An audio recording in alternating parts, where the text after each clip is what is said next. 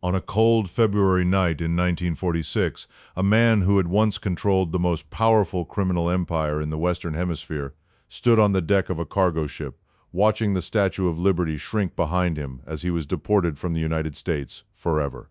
His name was Charles Luciano, and though he was being cast out of the country, he had reshaped in his own brutal image. The machine he had built would outlive him by generations. How did a Sicilian boy who arrived at Ellis Island with nothing become the architect of a criminal structure so sophisticated that it would survive world wars, federal crackdowns, and the collapse of every other underworld enterprise that came before it? To understand Lucky Luciano, you have to understand the world he walked into. In 1906, when 9-year-old Salvatore Lucania stepped off the steamship with his family onto the docks of Lower Manhattan, the streets of New York were already drenched in criminal enterprise. But it was disorganized, tribal, and self-destructive. Italian gangs fought Irish gangs. Sicilians fought Neapolitans.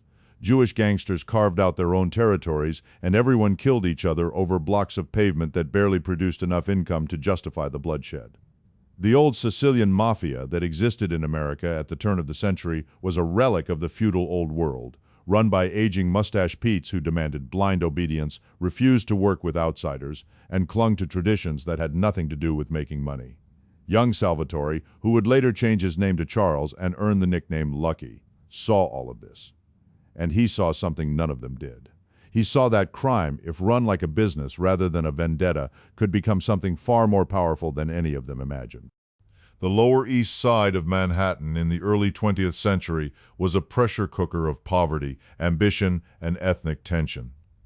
Tenement buildings, stacked families 5 and 6 deep in airless rooms that smelled of garlic, coal smoke, and human desperation.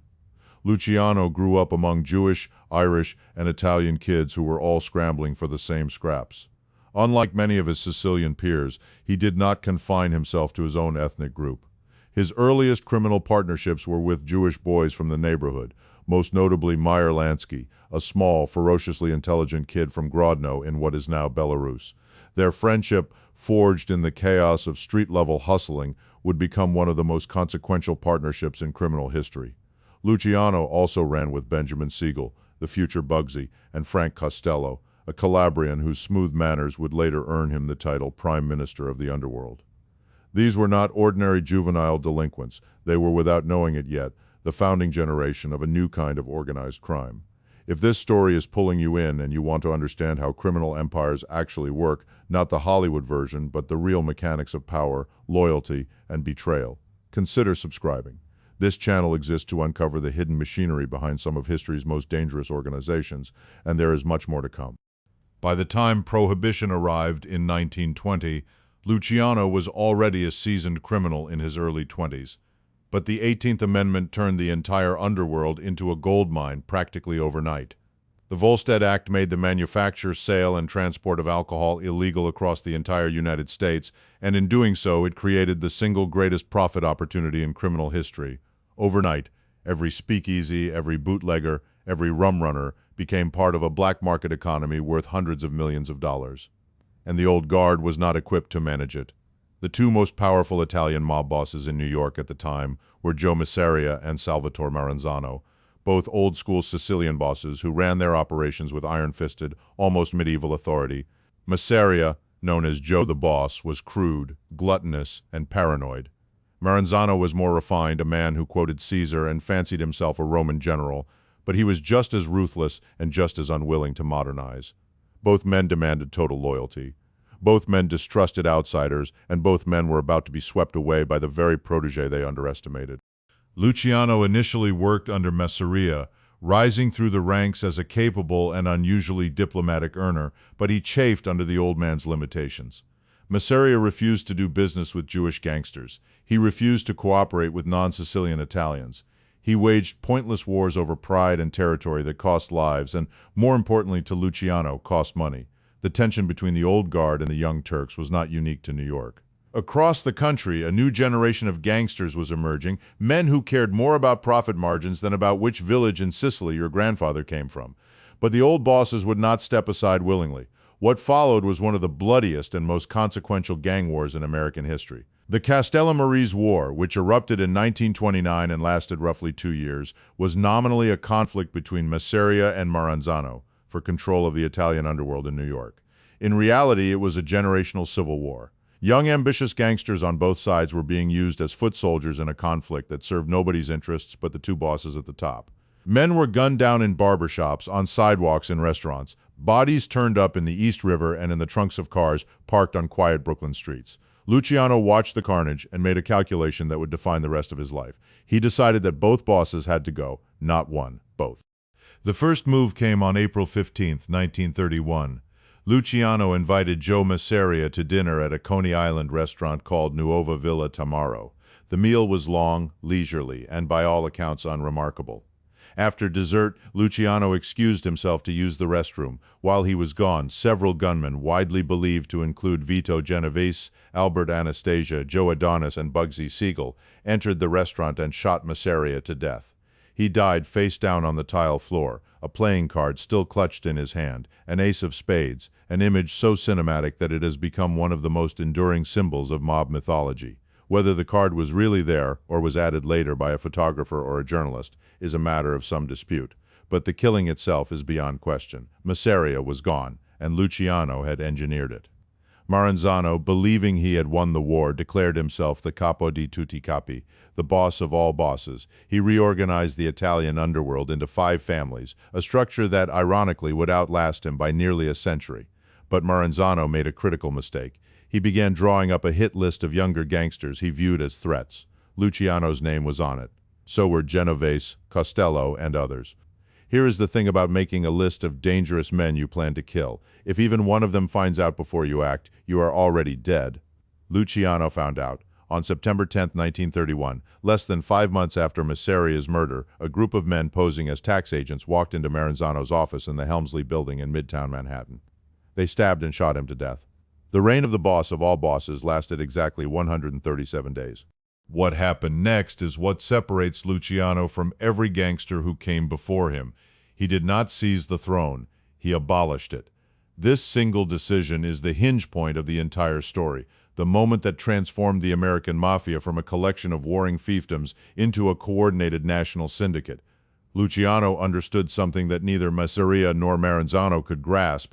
The title of boss of all bosses was not a source of power. It was a target. Anyone who claimed it was immediately resented by every other boss, and that resentment inevitably led to war. So Luciano created something different. He established what became known as the Commission, a governing body made up of the heads of the major crime families, not just in New York but across the country.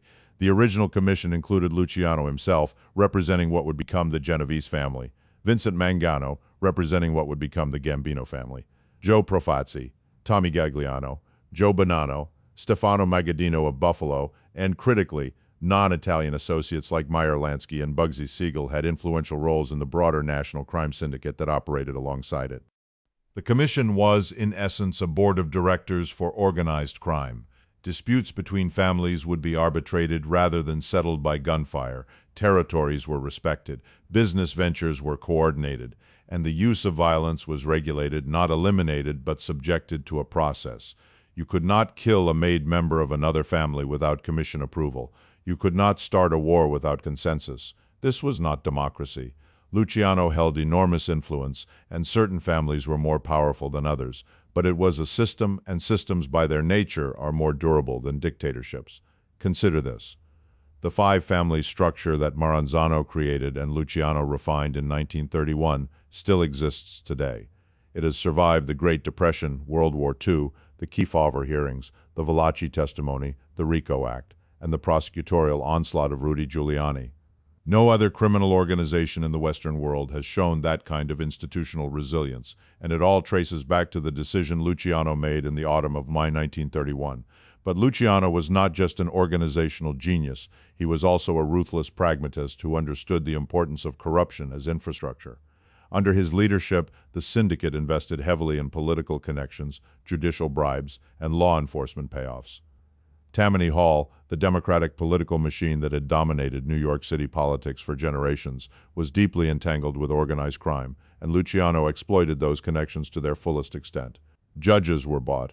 Cops were on the payroll. Politicians received campaign contributions that came with very specific expectations.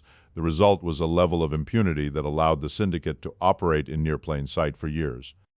Luciano's criminal portfolio was vast.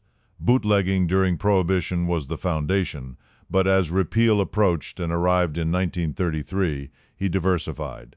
Gambling, loan sharking, labor racketeering, and narcotics all fell under the syndicate's expanding umbrella. The garment district in Manhattan became a particular source of revenue, with mob-controlled unions extracting payments from manufacturers and retailers alike. The waterfront was another gold mine. Control of the longshoremen's unions meant control of the docks, which meant the ability to facilitate smuggling, extort shipping companies, and dominate the flow of goods in and out of the largest port in the Americas. This was not street corner crime. This was systemic economic penetration on a scale that rivaled legitimate industry, and yet for all his power, Luciano had a vulnerability that would eventually bring him down, at least temporarily. His involvement in prostitution, specifically the organization of a massive vice ring in Manhattan, gave prosecutors a wedge. In 1935, Thomas E. Dewey, an ambitious young special prosecutor with political aspirations of his own, launched an investigation into organized prostitution in New York. Dewey was not the first law enforcement official to go after the mob, but he was among the first to use modern prosecutorial techniques, including wiretapping, witness cooperation deals, and the systematic building of complex conspiracy cases. He was methodical, relentless, and, critically, incorruptible. In an era when most of the criminal justice system could be bought, Dewey could not. The trial of Charles Luciano in the spring of 1936 was a sensation. Dewey's team presented testimony from dozens of prostitutes and madams who described a hierarchical vice operation that funneled enormous profits upward to Luciano and his lieutenants. Luciano's defense argued that he was being framed, that the witnesses were unreliable, that Dewey was motivated by political ambition rather than justice. There is, in fact, legitimate historical debate about the strength of the prostitution case. Some historians and legal scholars have argued that Dewey may have coerced or coached witnesses, and that Luciano's direct involvement in the vice ring was never definitively proven. But the jury was convinced. On June 7, 1936, Luciano was convicted on 62 counts of compulsory prostitution and sentenced to 30 to 50 years in state prison. It was the longest sentence ever handed down for that charge in New York history. Luciano was sent to the Clinton Correctional Facility in Dannemora, a bleak fortress in the remote Adirondack Mountains known simply as Siberia. From behind bars, Luciano continued to influence the syndicate through intermediaries, primarily Frank Costello, who acted as his street-level proxy, and Meyer Lansky, who managed financial operations. The machine did not stop because its architect was in prison. If anything, its continued smooth operation proved Luciano's central thesis: a well-designed system does not require the constant presence of its creator. But Luciano wanted out, and an extraordinary opportunity presented itself during World War II. In February 1942, the French luxury liner Normandie, which had been seized by the United States Navy and was being converted into a troop transport ship, caught fire and capsized at its berth in the Hudson River. The cause was almost certainly accidental, but wartime paranoia raised fears of sabotage. Naval intelligence was deeply concerned about the security of the New York waterfront, which was vital to the Allied war effort. German U-boats were sinking ships off the Atlantic coast at an alarming rate, and there were genuine fears that Axis agents might be operating on the docks. The problem was that the docks were controlled by the mob, and the mob answered to Luciano. What followed was one of the most unusual alliances in American history. Naval intelligence, through a program known as Operation Underworld, approached Luciano through intermediaries, seeking his help in securing the waterfront and later in facilitating the Allied invasion of Sicily. In 1943, the exact nature and extent of Luciano's cooperation remains a matter of historical debate. Navy records on the subject were partially destroyed, and accounts from participants are contradictory. What is documented is that Luciano agreed to cooperate, that his associates on the waterfront did provide intelligence and assistance, and that his cooperation was later cited as a factor in his sentence being commuted. On January 3, 1946, Governor Thomas E. Dewey, the very same man who had prosecuted and imprisoned Luciano a decade earlier, commuted his sentence on the condition that he be deported to Italy. The irony was extraordinary. The prosecutor had become the governor, and the governor released the man he had once called the most dangerous criminal in America. Dewey's motives have been debated ever since. Was it genuine recognition of Luciano's wartime service? Was it political calculation? Was there pressure from federal intelligence agencies that valued Luciano's connections? The answer is likely some combination of all three. On February 9, 1946, Luciano boarded the cargo ship Laura Keene and sailed out of New York Harbor. He would never set foot in America again. But exile did not mean retirement. Within months of arriving in Italy, Luciano made his way to Havana, Cuba, where in December 1946 he convened what became known as the Havana Conference. This was, in effect, a board meeting of the American Mafia, held in the Hotel Nacional with the full knowledge and likely cooperation of Cuban dictator Fulgencio Batista. The attendees were a who's who of organized crime: Lansky, Costello, Genovese, Anastasia, Joe Bonanno, Santos Trafficante, Carlos Marcello, and many others. The agenda included the future of the syndicate's heroin trade, the development of casino gambling in Cuba and Las Vegas, and the handling of a specific internal problem: Bugsy Siegel, whose Flamingo Hotel project in Las Vegas was hemorrhaging money and raising suspicions that he was skimming from his investors. The conference also confirmed Luciano's continued authority, even from exile. He was still, in the eyes of the men who mattered most, the chairman of the board. When the United States government discovered Luciano was in Cuba, they pressured the Cuban government to expel him, threatening to cut off pharmaceutical supplies to the island. Luciano was forced to return to Italy, this time permanently. The Havana Conference had consequences that rippled through organized crime for decades. The decision to invest heavily in Las Vegas, championed by Lansky, would transform a dusty desert town into the gambling capital of the world, with mob money flowing through its casinos until well into the 1980s. The decision regarding Siegel was even more immediate. On June 20, 1947, Bugsy Siegel was shot through the window of his girlfriend's home in Beverly Hills. The murder was never officially solved, but it is widely attributed to the syndicate's dissatisfaction with his management of the Flamingo. The message was clear: no one, regardless of their connections or their history, was above the Commission's authority. From his exile in Naples and later in the nearby town of Santa Marinella, Luciano lived a life of comfortable but frustrated semi-retirement. He was constantly surveilled by Italian and American authorities. His passport was restricted, his phone was tapped, he maintained contact with associates through couriers and coded messages, and he continued to receive income from syndicate operations, but his direct operational control was diminished. He dabbled in the Italian pharmaceutical trade, invested in legitimate businesses, and entertained visitors from the American underworld. He also, according to multiple intelligence reports, maintained significant involvement in the transatlantic heroin trade, facilitating shipments from Turkey through processing labs in Marseille and into the United States, the pipeline that would later become known as the French Connection. The long-term impact of Luciano's innovations is difficult to overstate. The Commission survived his absence, his deportation, and his death.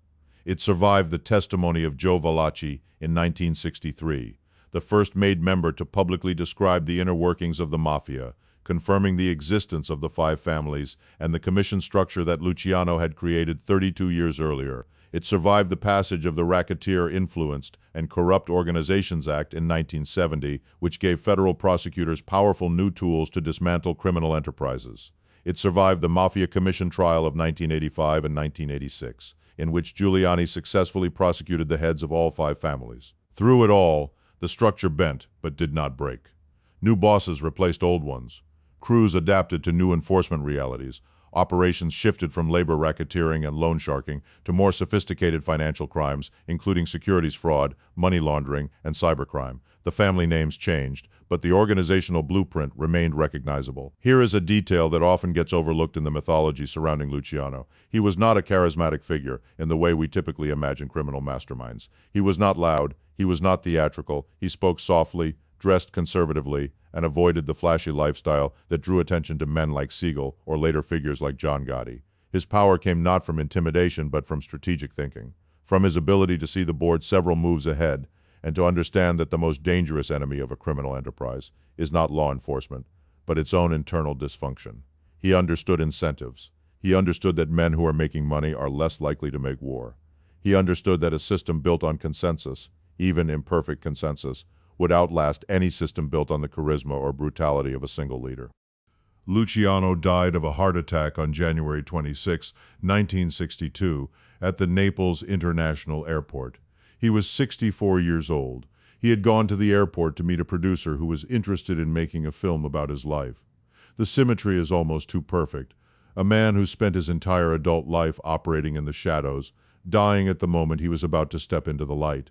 His body was eventually allowed to return to the United States for burial, and he was interred in St. John's Cemetery in Queens, New York, not far from other mafia figures, including Joe Masseria, the man he had ordered killed 3 decades earlier. What Luciano built was not merely a criminal organization. It was a template, a proof of concept that demonstrated how illegal enterprises could achieve the durability and efficiency of legitimate corporations. The cartel model that would later define the Colombian and Mexican drug trade borrowed, whether consciously or not, from the syndicate's playbook: compartmentalized operations, diversified revenue streams, systemic corruption of government officials, and the use of violence as a regulated business tool rather than an indiscriminate weapon. Even the Russian criminal organizations that emerged after the fall of the Soviet Union in 1991 showed structural similarities to the system Luciano designed 6 decades earlier. The lesson was universal. Crime, like any other human enterprise, benefits from organization, specialization, and governance. There is a temptation, when telling these stories, to romanticize the figures involved, to treat them as dark geniuses who operated outside the rules that bind ordinary people. That temptation should be resisted. Luciano's empire was built on real human suffering. The prostitution rings exploited vulnerable women. The narcotics trade destroyed communities. The labor racketeering stole from honest workers. The corruption of public officials eroded the democratic institutions that protect ordinary citizens. The violence, though regulated and rationalized by the Commission, was still violence. Men were murdered. Families were destroyed.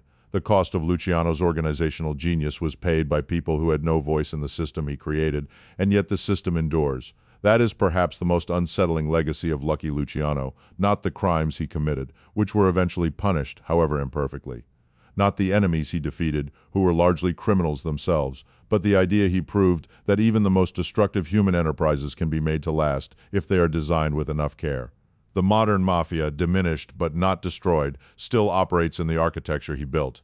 The Commission still meets, though less frequently and with less authority than in its golden age. The 5 families still exist, though their power has been eroded by decades of prosecution and by competition from newer, more agile criminal organizations. The blueprint remains, and the man who drew it. The boy from Lercara Fritti, who arrived at Ellis Island with nothing and reshaped the American underworld in his image, left behind a legacy that no amount of prosecution, deportation, or death has been able to fully erase. Some men build things that outlive them. Lucky Luciano built a machine.